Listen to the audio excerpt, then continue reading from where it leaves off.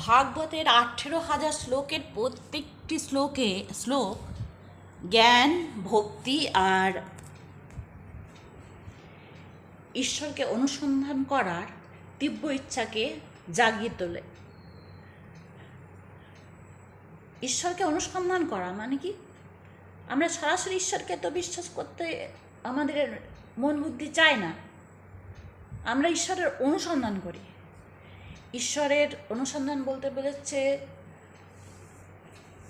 ঈশ্বর কি বা কেমন, ঈশ্বর যদি আছে তো এই ব্রহ্মাণ্ড ঈশ্বর কিভাবে সৃষ্টি করেছেন, এই ব্রহ্মাণ্ডের প্রতিটি জীব, প্রতিটি বস্তুর মূলে কোন কারণ বিদ্যমান, এগুলো জানার আমরা যখন চেষ্টা করি তখন বুঝতে হবে আমাদের মধ্যে তত্ত্বজ্ঞানের উদয় হয়েছে। তো তত্ত্বজ্ঞানের যখন উদয় হয় তখন ভাগবতের শ্লোকগুলো তখনই কাজে লাগে। প্রত্যক্ষ অনুভূতি ব্যতীত ভাগবতের শ্লোকগুলো সেরকম আমাদের মন বুদ্ধিকে আকৃষ্ট করতে পারে না। আমাদের যখন প্রত্যক্ষ অনুভূত হয়, প্রত্যক্ষ অভিজ্ঞতা লাভ হয়, ঈশ্বরের অস্তিত্বকে যখন আমরা নিজের সিদ্ধান্ত দিয়ে কিছুটা বুঝি, তখনই ভাগবত, বেদ, উপনিষদ আমাদের কাজে লাগে। তো যাই হোক, আমি এখন যে শ্লোকটা বলছি সেটা হচ্ছে যত্ত ইমে সৎ অসৎ রূপে পতি সিদ্ধে সসঙ্গ বিদা অবিদ্যয়া আত্মনি ক্রীতে ইতি তদ ব্রহ্ম দর্শনম। এই সমস্ত কিছু যা সৎ অসৎ, সৎ কি যা manifested which has been revealed, and অসৎ কি which has not been revealed, unmanifested, যার ম্যানিফেস্টেশন হয়নি। এই সমস্ত কিছু কোথাকার? এই ব্রহ্মাণ্ডে যা কিছু প্রকাশিত হয়েছে, যা কিছু প্রকাশ হয়নি, যা কিছু ম্যানিফেস্ট করেছে সৎ, আর যা কিছু ম্যানিফেস্ট করেনি অসৎ, এই সমস্ত বস্তুতে যখন আমাদের বুদ্ধি, মন,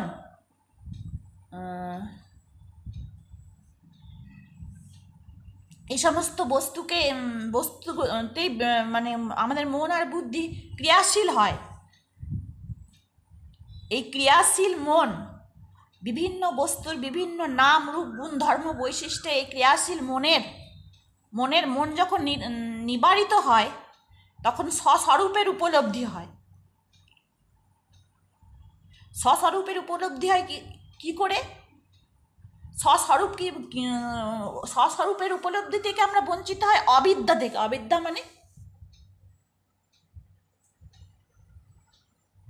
অবিদ্যা মানে হচ্ছে যা আমি আমার এই মিথ্যা অভিমানে জীবকে বদ্ধ করে। আমি কে?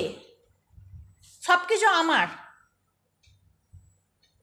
আমার সঙ্গে যুক্ত সমস্ত উপাধি আমার।